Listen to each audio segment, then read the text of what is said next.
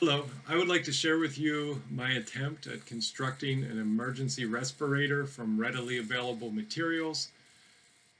The design goals for this project were quick assembly time, simple assembly so anyone could do it, filtration similar to a N95 respirator or something even higher if possible, which means you need a tight seal to the face to ensure that you're going to be breathing through the filtration media.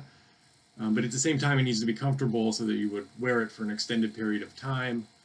And it needs to be assembled from readily available materials using readily available tools.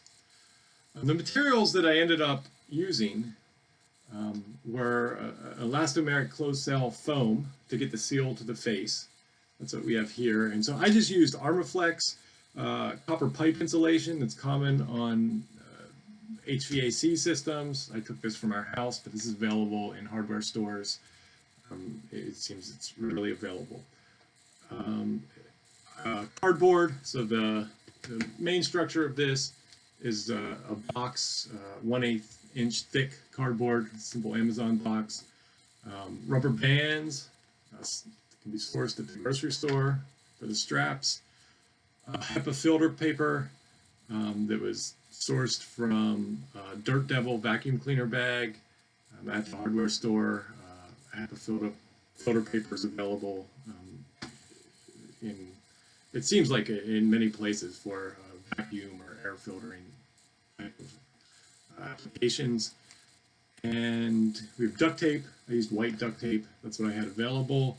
And solid metal wire. So there's a solid metal wire here that's helping with the filter, its structure. And so it's actually underneath the tape. And then there's a solid metal wire here for a nose piece, just like you would have on the N95 mask to get the better fit in the seal to the face. The wire is just, I use 10 gauge wire for residential copper wiring. Any standard hardware store residential electrical wiring would work. 12 gauge is fine, I suspect. So six materials. The tools are a stapler to attach the rubber bands, scissors, and wire cutters. So wire cutters to cut the wire, but I think you could use something else if those weren't available. So this is the second one I built. It took me about an hour to build it while I was documenting, so typing up the details of how to construct one. I suspect I could build the next one in 20 minutes. So I've taken much inspiration to build this from my colleagues and from the 3D printer maker community. I was motivated to do something that didn't involve 3D printing. The design goal of it had to be quick to make. Some of the designs I've seen online for respirators take hours to print, and you need a printer and you need filament. There's challenges of leakage, and you need a sufficient surface area, particularly if you're breathing through a HEPA filter. You need that surface area so you can get the air through. And I'm going to provide a link below with more details. I note that this is not, by any means a certified respirator, and I'm not a person who normally works in any aspect of healthcare. This was just that my wife and I felt compelled to do something to help with the developing COVID-19 pandemic. And thus, I just wanted to share a design of something that perhaps could be used in an emergency last resort situation where proper safety equipment was not available.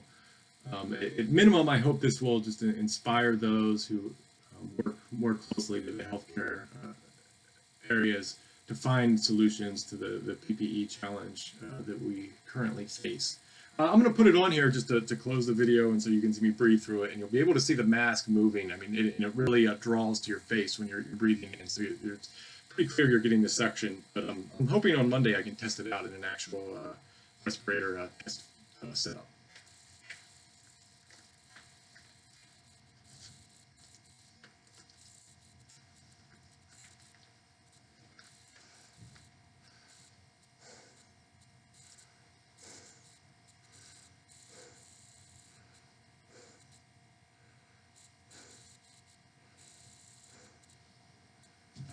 Goodbye.